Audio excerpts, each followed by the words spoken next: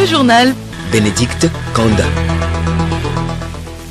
Bonjour à tous et merci d'être avec nous sur Radio Lomé. Au sommaire, copier illégalement des contenus audiovisuels sur Internet préoccupe la haute autorité de l'audiovisuel et de la communication AC. L'institution sensibilise les différents acteurs depuis ce matin à Lomé.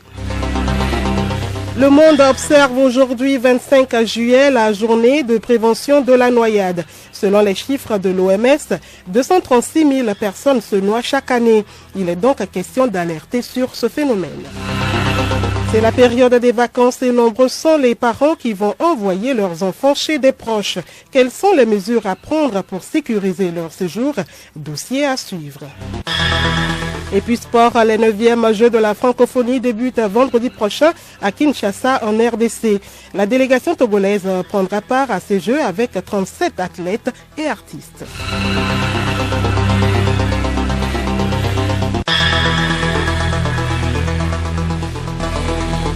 radiolomé.tg. Bienvenue à tous. Le phénomène prend de l'ampleur. Il s'agit du téléchargement illégal des contenus audiovisuels sur Internet. La haute autorité de l'audiovisuel et de la communication AC veut désormais appliquer les sanctions. L'institution passe d'abord par la sensibilisation des acteurs nationaux. Un atelier de 2 jours se tient à cet effet depuis ce matin à Lomé. Compte rendu, Hélène Assabi, Hervé Sebono. La HAC veut alerter, prévenir, sensibiliser, puis après sanctionner tout ce qui s'adonne à l'exploitation illicite des programmes audiovisuels par voie d'Internet. L'autorité de régulation s'inspire de l'exemple de la Côte d'Ivoire. Maître René Bourgoin, président de la haute autorité de communication audiovisuelle de la Côte d'Ivoire. Ensemble, nous devons lutter contre ce fléau-là. En Côte d'Ivoire, nous avons eu la chance de parvenir à une solution qui nous paraît satisfaisante, parce que la haute autorité de la communication audiovisuelle que j'ai l'honneur de diriger, de présider, a pris une décision pour autoriser les opérateurs audiovisuels qui en faisaient la demande à demander le retrait et le déréférencement des sites Internet qui exploitaient de façon illicite ces programmes-là. Le partage de contenu audiovisuel constitue non seulement une menace sécuritaire, mais aussi un manque à gagner pour les finances publiques. Selon Telou Pitalunani, président de la HAC du Togo. L'exploitation illicite des programmes audiovisuels par voie d'Internet prive nos États d'importantes ressources, à savoir les revenus d'impôts et taxes, reversement de la TVA, diverses contributions dues par les opérateurs audiovisuels, etc. Pour les producteurs et artistes, la perte des revenus des droits de diffusion et de reversement des droits d'auteur. Pour les diffuseurs et les distributeurs, c'est la chute de revenus et un manque de financement pour la production audiovisuelle. Ces échanges vont permettre aux responsables des médias et sociétés de communication de disposer des supports juridiques pour mieux participer à la lutte contre ce fléau. Rappelons qu'un atelier similaire a été déjà organisé par la HAC il y a de cela 4 ans.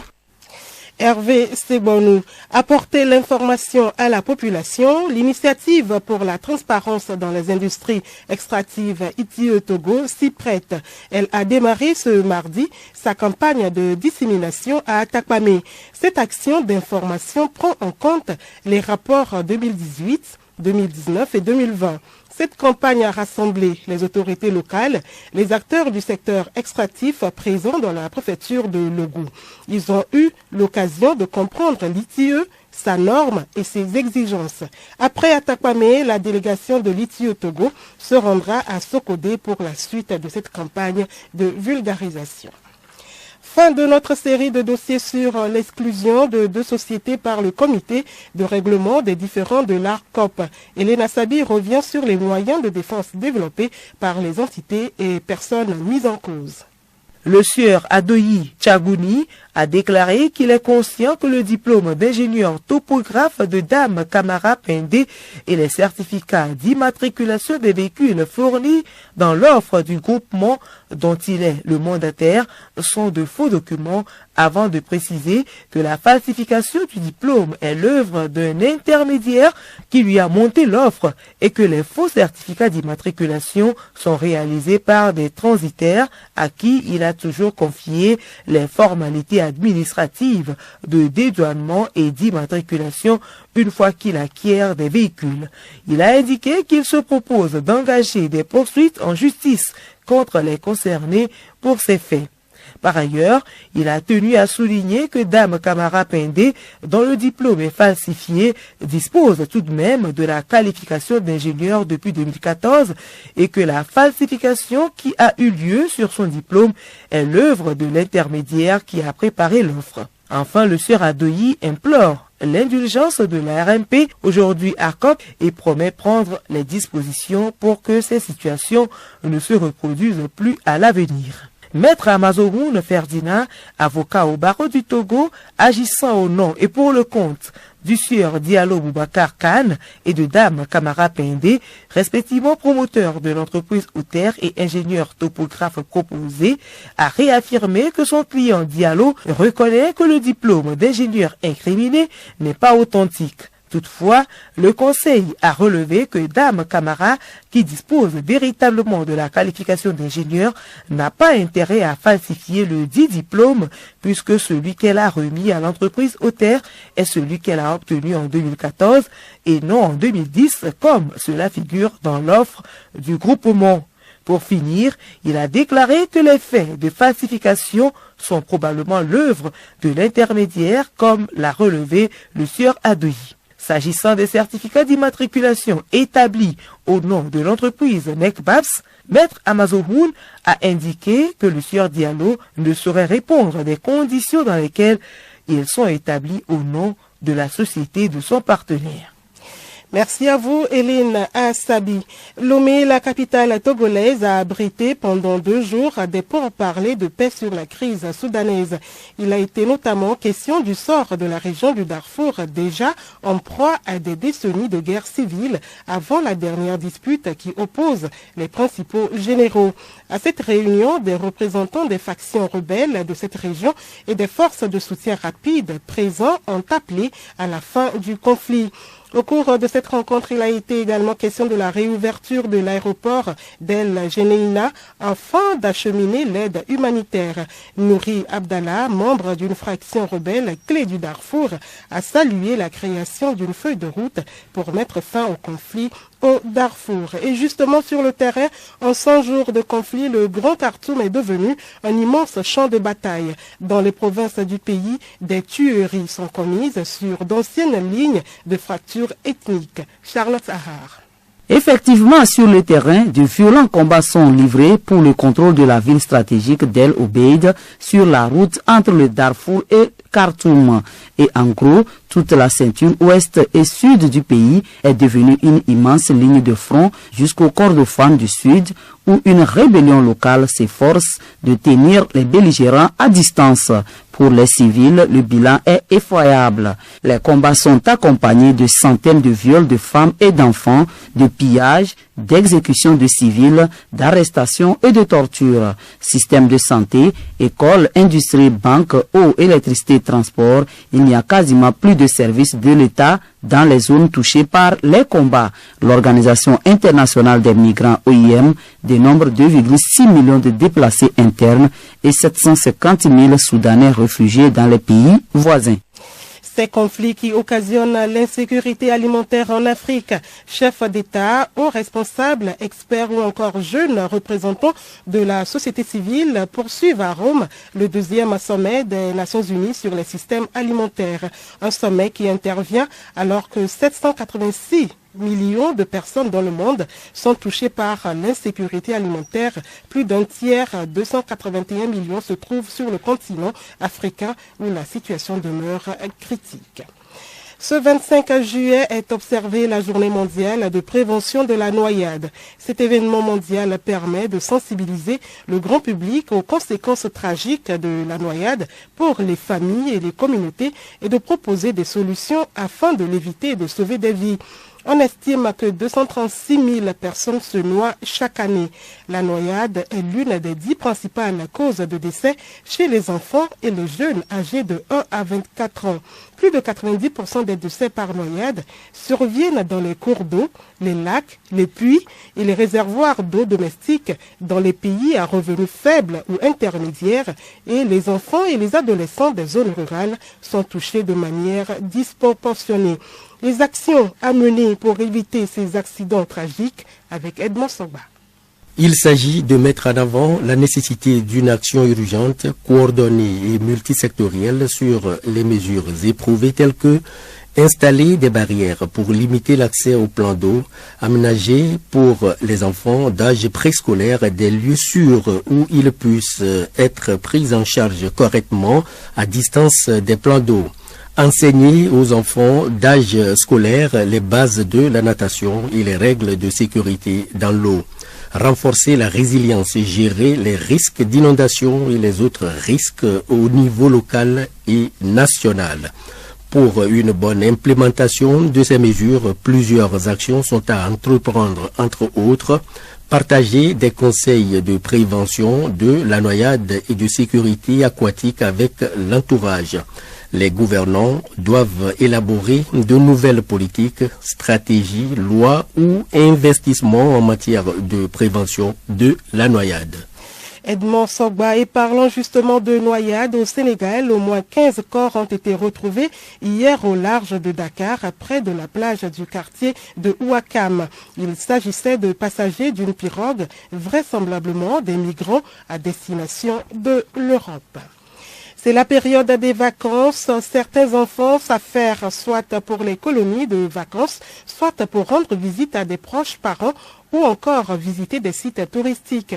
Alors, est-il bon d'envoyer les enfants seuls à de telles aventures sans leurs propres parents? L'homme de la rue se prononce au micro de Noyoé Alou. Il serait mieux que vous l'accompagnez jusqu'à destination et vous revenez. Là, vous êtes rassuré que votre enfant est arrivé à destination. Déjà, quand l'enfant va en colonie de vacances, il apprend. Et du retour, il va changer de comportement aussi. Et ça permet à l'enfant d'être ouvert vers d'autres mondes. C'est pas bien de laisser les enfants aller en vacances. C'est pas bien. Des fois, les enfants chez les parents, ils ne font pas certaines choses. Mais dès que vous les laissez aller en vacances, c'est de là qu'ils profitent pour faire de n'importe quoi. Normalement, ils doivent quand même se divertir, changer de l'air un peu partout. Bon. Moi, je trouve que c'est normal. En ce temps où on parle de déviance sexuelle, une petite fille peut être abusée par un parent proche comme un parent lointain. Donc, vigilance à tous les parents. Et moi, je me dis que les enfants ne sont quand même pas obligés d'y aller. Voilà qui est dit. De nos jours, nombreux de ces vacanciers ne connaissent pas la joie et le bonheur qu'ils espéraient retrouver à leur destination. Un constat qui interpelle les parents à prendre en compte certains paramètres avant de laisser partir leurs enfants en vacances.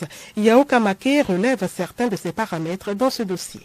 Envoyer son enfant en vacances auprès d'une tierce personne n'est pas une chose anormale. Mais encore faudrait-il que les parents s'assurent de l'endroit où leurs enfants vont passer leur période de vacances, de la moralité des parents qui vont les garder.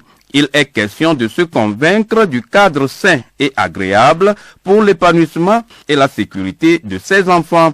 Ce sont des paramètres à prendre en compte au vu des expériences amères, voire horribles que beaucoup d'enfants partis en vacances ont vécu.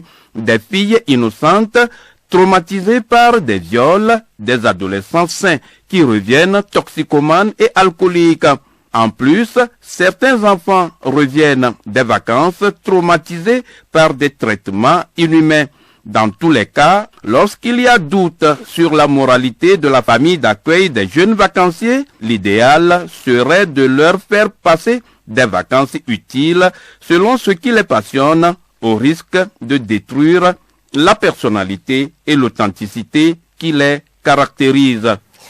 Merci à vous, Yao Kamake. L'actualité sportive, la deuxième édition du tournoi de tennis Holidays Kakaveli a démarré hier à Lomé. 76 participants issus de 9 pays, dont le Togo, prennent part à cette deuxième édition. De son côté, la délégation togolaise pour les Jeux de la francophonie a reçu le drapeau hier à Lomé. Les enjeux de ces Jeux avec Salim Lemon. Les 9e Jeux de la francophonie vont se dérouler du vendredi 28 juillet au 6 août 2023 à Kinshasa, en République démocratique du Congo. Ces Jeux ont été créés en 1987 à l'initiative des chefs d'État et de gouvernement de la francophonie. C'est un événement sportif et culturel dédié à la jeunesse. Il mélange épreuves sportives et artistiques. Les épreuves sportives mettent l'accent sur 2 dimensions essentielles, jeunesse et performance. Organisés tous les 4 ans, ces Jeux sont le reflet de la diversité culturelle francophone. Ils offrent une chance formidable aux jeunes talents de débuter une carrière professionnelle. Cette 9e édition accueillera une quarantaine de délégations issues de 5 continents, 9 disciplines sportives et 11 concours culturels sont au programme de ces Jeux. La République démocratique du Congo envisage introduire une nouvelle discipline en démonstration. Il s'agit du Nzango, jeu de pied en lingala. Un simple jeu traditionnel pour les jeunes filles dans les cours d'école ou dans la rue. Un jeu qui prend de l'ampleur et veut s'imposer en discipline de compétition. Ce jeu fera part belle aux mamans et femmes adultes pour les prochains Jeux de la francophonie. Et la délégation togolaise participera à ces Jeux avec 37 athlètes et artistes avec pour objectif de remporter beaucoup de médailles. En football, l'édition 2023 du tournoi Odonchu connaîtra son match de classement ce mercredi. Au stade municipal d'Atakwame, USA d'Agbonou joue Roi Soleil de Lavagnon. La grande finale du tournoi aura lieu ce vendredi, toujours au municipal d'Atakwame. USD Dacha dispute le trophée avec Planète FC Dany. D'un tournoi à un autre, l'acte 2 de Holidays Cup de Kakaveli a démarré hier et ce jusqu'au 30 juillet 2023. Pour la 2e fois consécutive, le tournoi de tennis de Kakaveli va réunir cette année 16 athlètes. Dans la catégorie dames, les athlètes sont âgés de 13 ans et plus, tandis que chez les hommes, c'est de 14 ans et plus. 9 pays, à savoir le Ghana, le Bénin, la Côte d'Ivoire, le Burkina Faso, le Nigeria, le Congo, les États-Unis, la France et le Togo prendront part à cette édition. 3 tableaux, simple monsieur, simple dame et double monsieur, permettront de détecter des jeunes talents en vue de faire d'eux des champions de demain selon les organisateurs de Holidays Cup de Kakaveli. Salim Lemo. Et pour terminer, l'information insolite du jour nous emmène en France. Pour échapper à la surveillance de son patron, un chauffeur routier a installé un brouilleur GPS à bord de son camion.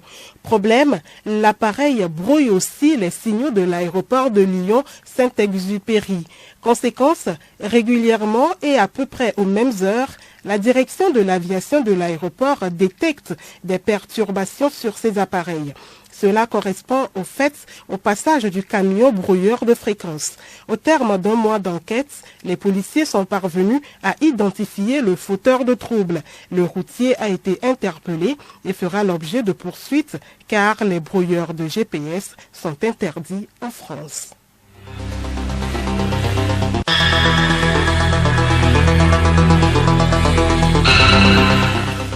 Madame, Monsieur, voilà, c'est fini pour cette édition de la mi-journée. Merci de l'aimable écoute. Le rappel des principales articulations. Copier illégalement des contenus audiovisuels sur Internet préoccupe la Haute Autorité de l'Audiovisuel et de la Communication HAC. L'institution sensibilise les différents acteurs depuis ce matin à Lomé. Le monde observe aujourd'hui, 25 juillet, la journée de prévention de la noyade. Selon les chiffres de l'OMS, 236 000 personnes se noient chaque année. Il est donc question d'alerter sur ce phénomène. Et puis sport, les 9e Jeux de la francophonie débutent vendredi prochain à Kinshasa en RDC. La délégation togolaise prendra part à ces Jeux avec 37 athlètes et artistes. Excellent après-midi en notre compagnie.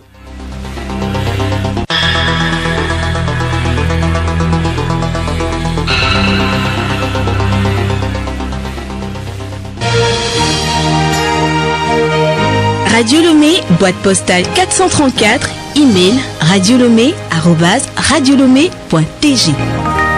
radiolomé.tg